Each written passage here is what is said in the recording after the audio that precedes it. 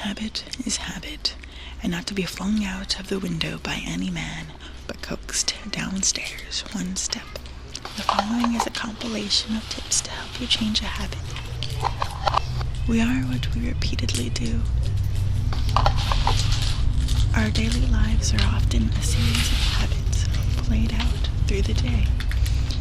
A trammeled existence fettered by the slow accretion of our previous actions. Write down your plan. Identify your triggers and replacement habits. Focus on doing the replacement habits every single time the triggers happen for about 30 days. Don't be overwhelmed. Do just one habit at a time. Extremely important. Habit change is difficult, even with just one habit. If you do more than one habit at a time, you are setting yourself up for failure. Keep it simple. Allow yourself to focus, and give yourself the best chance for success. Start small. Consider half habits. Do a 30-day challenge. In my experience, it takes about 30 days to change a habit. Write it down. Just saying you're going to change the habit is not enough of a commitment. You need to actually write it down. On paper. On paper. On paper. Write what habit you're going to change. Make a plan. While you're writing, also write down a plan. This will ensure you're really prepared. The plan should include your reasons, motivations for changing, obstacles, triggers, support buddies, and other ways you're going to make this change a success. Write down all your obstacles. You tried this habit change before. Odds are you have. You've likely failed. Reflect on those failures and figure out what stopped you from succeeding. Write down every obstacle that happened to you and others that are likely to happen. Then write down how you plan to overcome them. That's the key. Write down your solution before the obstacles arrive so you're prepared. What situations trigger your plan? There's something else. Triggers may include waking in the morning, having coffee, drinking alcohol, stressful meetings, going out with friends, driving, etc. Most habits have multiple triggers. Not all of them and write them down. For every single trigger, identify a positive habit you're going to do instead. When you first wake in the morning, instead of smoking, what will you do? What about when you get stressed? Some positive habits include exercise, meditation, deep breathing, organizing, decluttering. Plan a support system. Who will you turn to when you have a strong urge?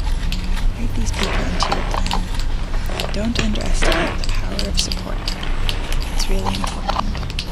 Ask for help. Become aware of self-talk. You talk to yourself in your head all the time, but often you're not aware of these thoughts. Start listening. Why am I putting myself through this? How bad is this really anyway? I'm not strong enough. I don't have enough discipline. I suck. It's important to know you're doing this. Stay positive. You will have negative thoughts. The important thing is to realize when you're having them and push them out of your head.